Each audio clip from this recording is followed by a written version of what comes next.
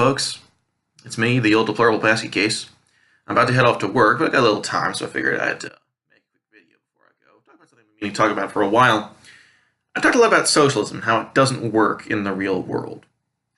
But there are actually examples of socialism working. And by working, I mean creating a functioning society that is able to perpetuate itself without falling into civil wars, famines, dictatorships, which is what happens when socialism takes over your country.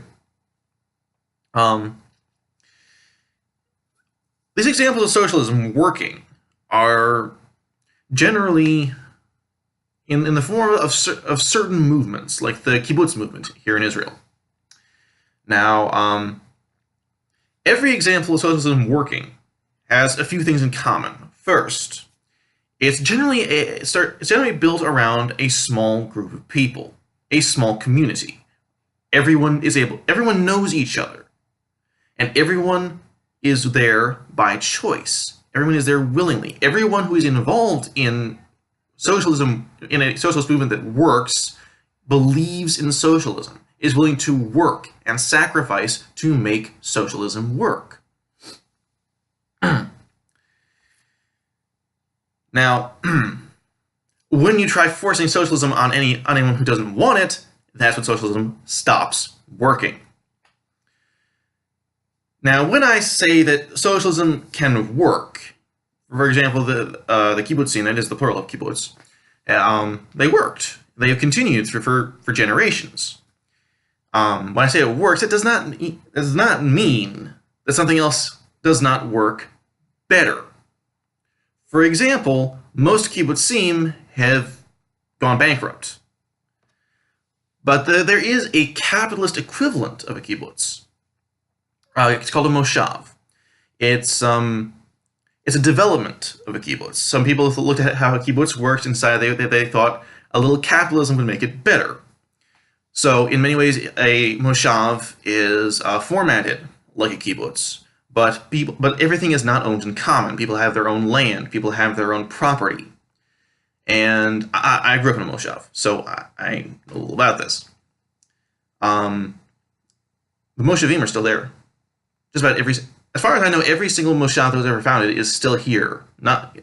Some of them may have gone bankrupt. I don't know of any, but they're still here.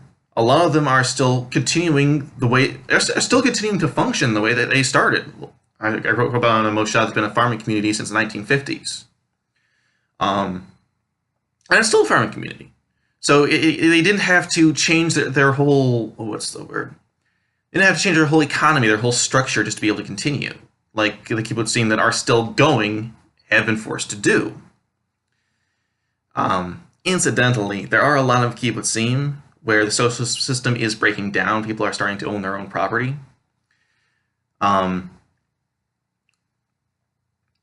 So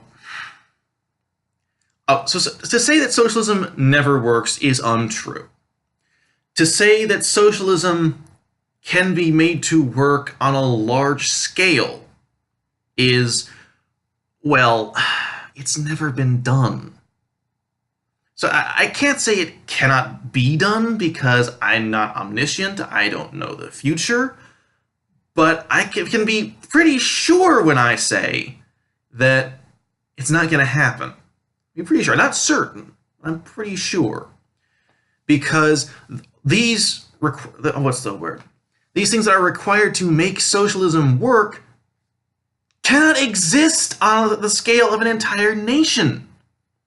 Because you're talking about many thousands, if not millions of people, at least some of whom are not going to want to be socialists. And again, there's a question, even if you can make socialism work, do you really want to? Capitalism works better in the real world. And I'm sorry to me. Am I being preachy? I don't mean to be. I'm sorry if I am being preachy. I should probably stop this now before I get more preachy and I have to go to work. So that's all. Thank you for watching. Please comment below with anything you have to say. I would really like to know what you think. And have a good day and God bless.